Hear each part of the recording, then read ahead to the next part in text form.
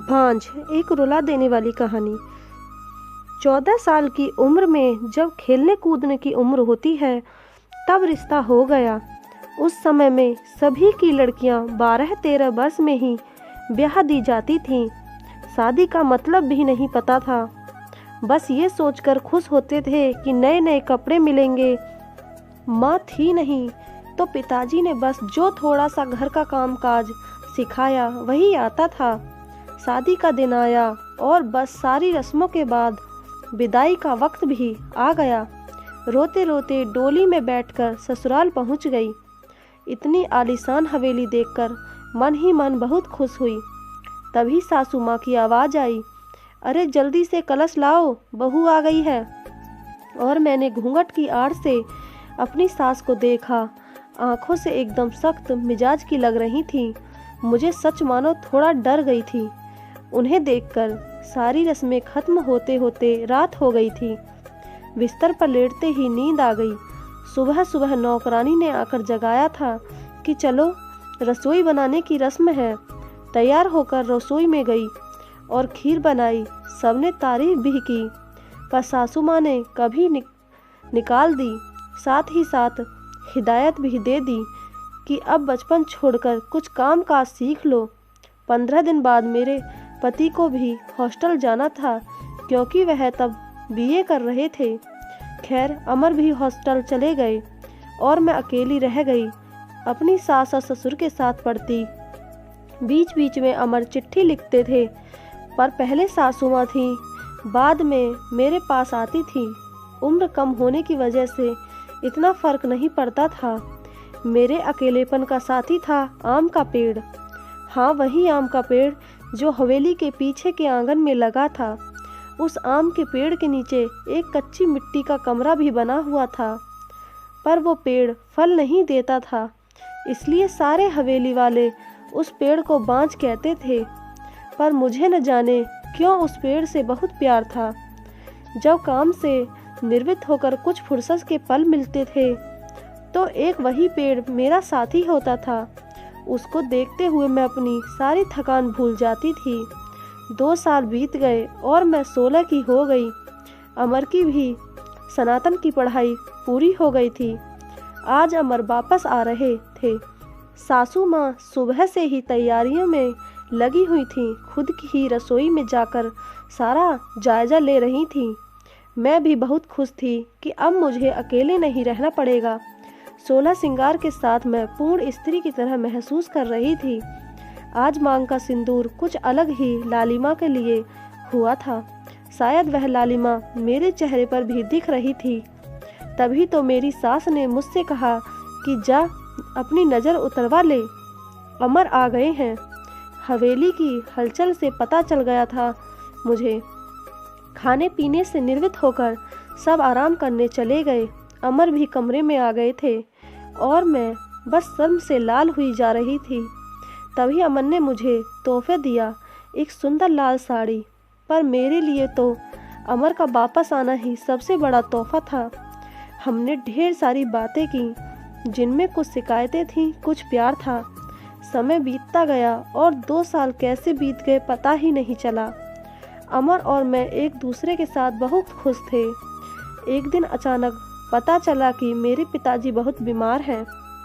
अमर मुझे लेकर तुरंत रवाना हो गए। पिताजी मुझे देखकर बहुत खुश हुए, जैसे मेरे लिए ही अपनी सांसों को रोका हुआ था। और फिर मुझे अमर के हवाले कर के वो इस दुनिया से चले गए। भीगी आंखों से अपने पिताजी को विदा किया। अब मेरा सब कुछ अमर और उसका परिवार ही था। समय गुजरता गया और अमर ने अपनी लॉ की पढ़ाई भी पूरी कर ली और अब वह सरकारी वकील कहलाने लगे थे। पर भगवान ने मुझे अभी संतान सुख नहीं दिया था। अभी तो सासू माँ दबी जुबान में बोलती थी, पर धीरे धीरे उन्होंने अपना रुख कड़ा कर लिया। अमर बहुत व्यस्त रहते थे अपने काम में, सो वो मेरे पीछे सारा दिन पड़ी रहती। धीरे धीरे सारे गांव में ये बात फैल गई कि हवेली की बहू बांझ है। तीर की तरह चुभता था ये शब्द, पर कुछ कह नहीं पाती थी। सिर्फ आंसुओं से दिल हल्का करती थी। अमर मुझे दिलासा देते थे, पर लोगों का व्यवहार अंदर ही अंदर मुझे खोखला कर रहा था। अभी मेरी उम्र ही क्या थी, सिर्फ 19 साल, और लोगों ने मुझे बांझ बना दिया। बचपन से ही शरीर से दुबली पतली थी मैं। फिर माँ के मरने के बाद ठीक से पालन पोषण भी नहीं हो पाया था। एक दिन अमर जब दोपहर के खाने पर घर आए तो सासू माँ ने फरमान सुना दिया कि हम अमर की दूसरी शादी करेंगे। उफ, इतना बड़ा धोखा अमर कैसे दे सकते हैं मुझे? नहीं, ऐसा नहीं हो सकता है। बत्ती बुझा दो, मुझे सोना है। अमर, कुछ बात करनी है आपसे। मैं थक गया हूँ। धानी, मुझे सोने दो। अमर, क्या आप दूसरी शादी करेंगे? धानी, मैंने कहा ना, सोने दो मुझे, थक गया हूँ मैं। तुम सब लोगों की चिक चिक सुनते सुनते, उधर माँ है और इधर तुम, परेशान हो गया हूँ। मैं मन करता है आत्महत्या कर लूँ। नहीं अमर, ऐसा मत कहिए। धानी ने अमर के मुंह पर हाथ रखते हुए कहा, आपके अलावा अब कौन है मेरा? धानी करवट लेकर सारी रात आंसू बहाती रही और जब सुबह उठी तो एक टूटी हुई औरत बनकर, जो मजबूर होकर हर चीज से समझौता कर लेती है। सारी रात यही सोचती रही कि शायद अमन ने भी मौन स्वीकृति दे दी है दूसरी शादी के लिए, पर उसे ये कहाँ मालूम था कि उसकी माँ ने किस हद तक उसे मजबूर किया है दूसरी शादी के लिए। 1 महीने के अंदर ही अमर की दूसरी शादी गेंदा से हो गई। गेंदा अमर की माँ की दूर के रिश्तेदार की बेटी है। धानी, अपना सामान उस पीछे वाले कमरे में रख ले। आज से गेंदा इस कमरे में रहेगी अमर के साथ। सासू माँ ने हाथ नचाते हुए कहा, कैसे छोड़ दूँ ये कमरा? नहीं, ये मेरा कमरा है, जिसे जहाँ जाना है जाए। पर फिर ख्याल आया कि जो ब्याह कर इस घर में लाया था, जब वही मेरा नहीं है तो ये कमरा कैसे मेरा हो सकता है? ऐसा सोचते हुए आंखों में आंसुओं का सैलाब उमड़ पड़ा। सिंदूर की डिब्बी और कुछ कपड़े लेकर उस कच्ची मिट्टी के कमरे की तरफ बढ़ गई। सामान एक कोने में रखकर खिड़की पर बैठ गई और उस आम के पेड़ को देखते हुए उसको निहारने लगी। इसे कुछ कम हो जाएगा, किस्मत कहूँ या कुछ और की, आज मेरी हालत भी इस पेड़ की तरह हो गई है। अकेला बेसहारा, जैसे ये अभी तक अपने अस्तित्व को बचाने में सफल रहा है, क्या मैं इसकी तरह अडिग और मजबूत रह सकूंगी, या फिर किसी कमजोर लता की तरह मुरझा जाऊंगी और अपना अस्तित्व खो दूंगी? नहीं, ऐसा नहीं होगा। मैं मजबूत रहूंगी। जब ये बेजुबान पेड़ सबसे लड़ सकता है तो मैं क्यों नहीं? अपने विचार श्रृंखला से बाहर आते ही मैंने अपने आप को संभाला और हर स्थिति से लड़ने के लिए तैयार किया। दिन गुजरते गए और मैंने घर के कामों में अपने आप को व्यस्त कर लिया। अपनी कोठरी के आसपास खूब सारे पेड़ लगाए और बाकी बचे हुए समय में उन पेड़ों की देखभाल करने लगी। साथ ही उस आम के पेड़ की खास देखभाल करती थी। गेंदा एक सुलझी हुई लड़की है। वो जब भी मुझसे बात करने के लिए आती, मेरी सासू माँ उसे बहाने से बुला लेती। अमर पहले से भी ज़्यादा व्यस्त रहने लगे थे। मुझसे बात तो करते थे, पर एक पछतावा हमेशा उनकी आंखों में दिखता था। शायद मेरी हालत देखकर बुरा लगता था उन्हें, पर माँ के खिलाफ जाने की हिम्मत नहीं जुटा पाते थे। गेंदा ने दिन से खुशी से गुजर रहे थे और मेरे दिन बस गुजर रहे थे, और देखते ही देखते वो दिन भी आ गया जब गेंदा ने खुशखबरी सुना दी कि वो माँ बनने वाली है। पूरी हवेली में त्योहार जैसा माहौल हो गया। सारे नौकरों में तोहफे बांटे जाने लगे। मैं भी बहुत खुश थी कि चलो अच्छा है, अब घर में एक नया भी मेहमान आएगा। शायद मेरी जिंदगी का सूनापन। गेंदा बहुत कमज़ोर थी और उम्र भी 16 साल। उसे बहुत तकलीफ होती थी। अब सासू माँ का आदेश था कि उसकी अच्छे से सेवा की जाए, जिससे कि उसकी कमजोरी दूर हो। सारी देखभाल के बाद भी गेंदा का वजन कुछ खास नहीं बढ़ रहा था। एक दिन चिंतित होते हुए मैंने अमर से कहा, भी कि गेंदा को शहर में किसी अच्छे डॉक्टर को दिखा लाओ, पर सासू माँ ने यह कहकर मना कर दिया कि हमारे भी बच्चे घर पर हुए हैं और अमर की वही पुरानी आदत की अपनी माँ के खिलाफ वो जा ही नहीं सकते थे। एक दिन गेंदा की तबीयत कुछ खराब होने लगी, उसकी सांस बहुत फूल रही थी।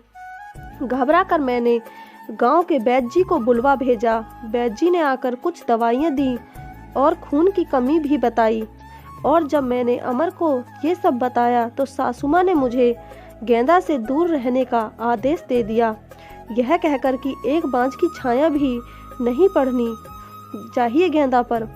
खैर मुझे गेंदा से दूर कर दिया गया और मैं फिर से अपनी कोठरी में अकेली सारा दिन बंद रहने लगी। या ये कहूँ कि अंदर ही अंदर मैं खुद भी डर गई थी कि कहीं सचमुच मेरी वजह से गेंदा को कुछ न हो जाए। कुछ दिन बाद रात में नौकरों का शोर शराबा सुन मैं आंगन की तरफ भागी। देखा तो गेंदा के प्रसव का समय आ गया था। गांव की बूढ़ी औरतों और दाइयों को बुलाया गया। पूरी हवेली में हलचल का माहौल था। मैंने अमर की तरफ देखा, बहुत डरे हुए लग रहे थे। मैं उनके पास गई और उन्हें थोड़ा धैर्य रखने को कहा। थोड़ी देर में ही बच्चे की किलकारी गूंजने लगी। हम सभी की खुशी का ठिकाना नहीं था, पर तभी काकी ने बाहर आकर बताया कि गेंदा की कमजोरी और खून की कमी के कारण वो गेंदा को बचा नहीं पाए। बेटी को जन्म देते ही गेंदा का देहांत हो गया। हाय, पोते का मुंह नहीं देख पाई मैं, अब कैसे मेरा वंश चलेगा। सासू माँ का विलाप सारी हवेली में गूंज रहा था। उस छोटी दूध मुँहे बच्ची को देखकर मेरा कलेजा मुंह को आता था। ऐसा लगता जैसे वो मैं हूँ। मैंने उसे कलेजे से लगा के रखा। जिनकी माँ नहीं होती वो बच्चे कुछ ज़्यादा ही समझदार होते हैं। शायद जरा भी परेशान नहीं करती थी वो मुझे, बस दूध पीते ही सो जाती थी। सासू माँ का वही राग चलता रहता कि लड़कियों से वंश नहीं चलता है, पर अब शायद किसी को फर्क नहीं पड़ता था। अमर अब पहले से खुश रहने लगे थे। ऑफिस से आते ही मेरे कमरे में आते और गुड़िया को खिलाते। मुझे भी अमर को खुश देखकर अच्छा लगता था। साल बीत चुका था गेंदा को गए हुए और गुड़िया को आए हुए। आज गेंदा की बरसी है। हवेली में छोटी सी पूजा रखवाई है। मैंने पंडित जी के आते ही सासू माँ से प्रश्न किया कि क्या मैं जीते जी पोते का मुंह देख पाऊंगी, और पंडित जी ने उसके लिए कुछ ग्रह शांति के उपाय बताए। सासू माँ चल दी पंडित जी को हवेली दिखाने और सारी हवेली की शुद्धि कराने। मेरी कोठरी के पास भी गईं और पंडित जी को वो बांझ पेड़ भी दिखाया। पेड़ देखते ही पंडित जी का मुंह बन गया और उन्होंने कहना शुरू कर दिया कि ये इसी मनहूस पेड़ की वजह से हमारे घर में बेटा नहीं है। जितनी जल्दी हो सके इसे कटवा दो। अब मेरे बर्दाश्त की हद हो चुकी थी। मैंने अमर की तरफ देखा, पर मुझे नहीं लगा कि वो मना करेंगे, और सासू माँ ने तुरंत नौकरों को बुला लिया कि आज इस पेड़ को काट ही डालो। मुझे कुछ समझ नहीं आ रहा था कि क्या करूं, कैसे अपने सुख दुख के साथी को बचाऊं। जैसे ही वो कुल्हाड़ी लेकर पेड़ काटने आगे बढ़े लगे, मैं फुर्ती से भागकर उस पेड़ से लिपट गई और विनती करने लगी कि पेड़ को छोड़ दो, पर वो लोग नहीं माने। मैं रोती जा रही थी, पर किसी को तरस नहीं आ रहा था। तभी किसी ने मुझे खींचकर धक्का दिया और मेरे सिर पत्थर से टकरा गया। सिर से खून की धार निकल रही थी। यह देखकर अमर से रहा नहीं गया और उन्होंने सबको वहां से हटा दिया और तुरंत मुझे अस्पताल ले गए। मलहम पट्टी के बाद मुझे कुछ होश आया। डॉक्टर साहिबा सामने खड़ी थीं और अमर को कुछ समझा रही थीं। सासू माँ भी वहीं थीं और उनके चेहरे से पता चल रहा था कि उन्हें अपने किए पर अफसोस है। डॉक्टर, क्या अब हम इसे घर ले जा सकते हैं? अमर ने पूछा। हाँ, अब आप इन्हें ले जा सकते हैं, पर ख्याल रखिएगा कि अब ऐसा दोबारा ना हो, क्योंकि ऐसी हालत में ऐसा गिरना ठीक नहीं होता है। ऐसी हालत? डॉक्टर क्या हुआ है इसे?